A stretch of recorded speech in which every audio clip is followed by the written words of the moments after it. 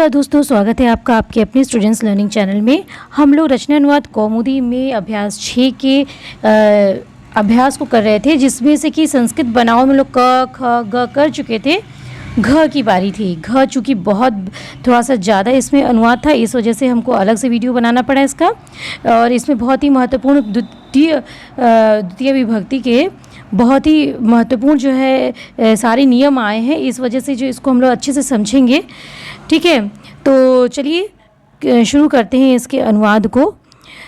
देखिए क्या कह रहे हैं कि नगर के दोनों ओर वन है। अभितः परितः समया निक्सा हा प्रति अनु, ये तो आप पढ़े ही थे। और साथ में अभ्यास 6 में ये भी था कि उभयतः सर्वतः धिव ऊपरी परी अधो अध और अध्यधि के साथ में भी द्वितीय विभक्ति लगती है। अभितः परितः के साथ में भी लगती है और इनके साथ में भी लगती है।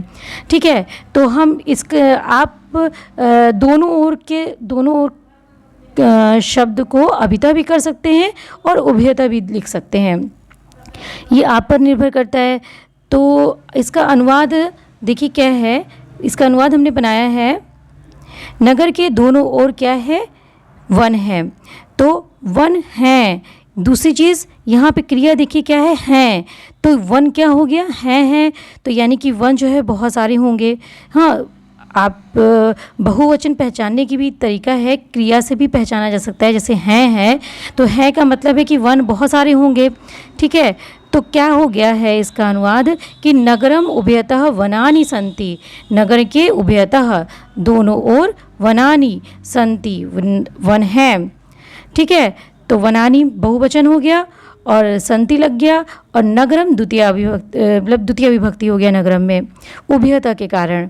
घर के चारों ओर फल है, तो घर के चारों ओर में देखिए परितः लगाए थे, हम लोग सर्वतः भी लगा सकते हैं। तो यहाँ पे हमने सर्वतः का प्रयोग किया है कि घर के चारों ओर क्या है, फल है। तो देखिए गृहम सर्वतः फलानि सन्ति, गृहम सर्वतः फलानि सन्ति। देखिए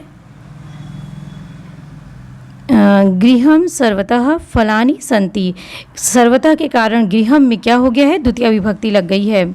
इसको और थोड़ा सा बड़ा कर लिया जाए। अब देखिए दुर्जन को धिक्कार है, धिक के साथ में द्वितीय विभक्ति का प्रयोग होता है। तो धिक मतलब धिक्कार है, तो धिक दुर्जनम अर्थात दुर्जन को धिक्कार है। संसार के ऊपर सूर्य है। ऊपर को क्या बोलते हैं, उपरी। और जहाँ उपरी लग जाएगा तो उसके साथ में लगे हुए शब्द में द्वितीय विभक्ति हो जाएगी। तो संसार को क्या हो जाएगा, द्वितीय विभक्ति। तो संसारम उपरी सूर्य, संसार उपरी सूर्य अस्ति। ठीक है, सूर्य अस्ति। गांव के नीचे जल है। अब नीचे जो है इसके कारण से गांव में क्या हो जाएगा, द्वितीय विभक्ति हो जाएगी। तो नीचे को क्या बोलते हैं, अधो अधः। तो देखिए क्या है, गांव के नीचे ग्रामम अधो अधः जलम अस्ति।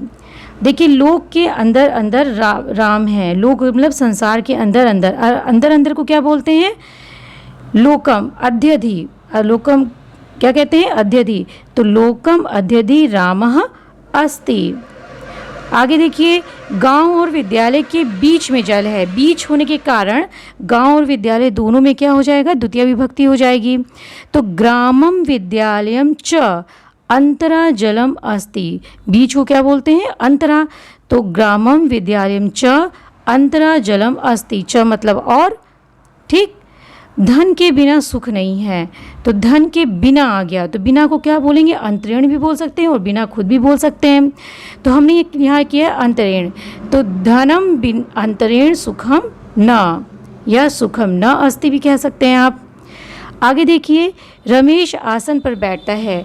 तो आप जानते हैं कि जो है अधिशेते, अधिष्ठा और अध्यास्ते और अधितिष्ठति, दोनों क्या है, बैठने का अर्थ होता है उस दोनों का।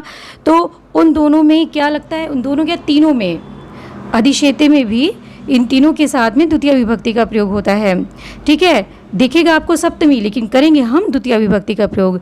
तो देखिए क्या कह रहे हैं कि रमेश आसन पर बैठता है। पर है तो हमें आसन में जो है सप्तमी विभक्ति लगाना चाहिए था, लेकिन नहीं, हम बैठता में हमने क्या किया है, अधितिष्ठति, उपसर्ग के साथ में उपसर्ग के साथ में तिष्ठति लगा है ना, अधि उपसर्ग के साथ में, इस कारण से आसनम हो गया है, द्वितीय विभक्ति हो गई है। रमेशः आसनम अधितिष्ठति, आसनम में द्वितीय विभक्ति हो गई है। आगे देखिए कि पुत्र घर में सोता है, तो सोता अधिशेते, तो अधिशेते होने के कारण घर में द्वितीय विभक्ति हो गई है, पुत्रः गृहम अधिशेते।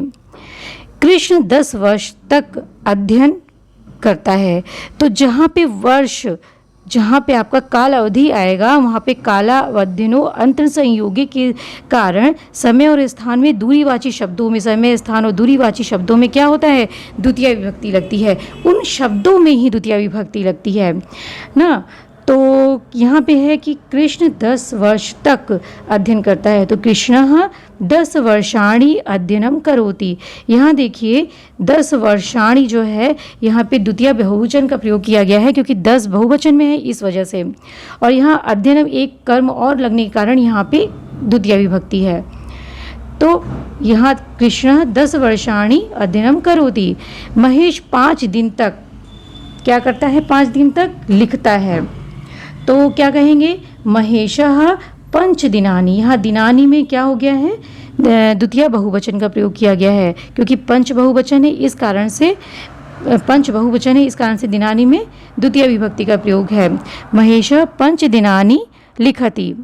आगे देखिए क्या है कि देवदत्त कोस भर चलता है, कोस भर, तो ये कोस भर जो है दूरी को दिखाता है, इस कारण से इस शब्द में ही द्वितीय विभक्ति का प्रयोग होगा। तो देवदत्तः क्रोशम चलति, ये देवदत्तः क्रोशम चलति।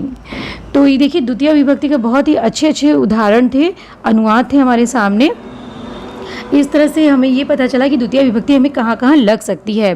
तो दोस्तों ये बहुत ही महत्वपूर्ण था, इसको आप ज़रूर से 1 से 2 बार पढ़िएगा और भी अनुवाद इसी आधार पर बनाइएगा, कहाँ पे अंतरीण लगाएंगे, कहाँ बिना लगाएंगे, हाँ, और उसके साथ में हम कैसे द्वितीय विभक्ति का प्रयोग करेंगे, ये सारे आप जो है शब्दार्थ को याद करते हुए ये अनुवाद को बनाइएगा और भी अनुवाद को बनाइएगा।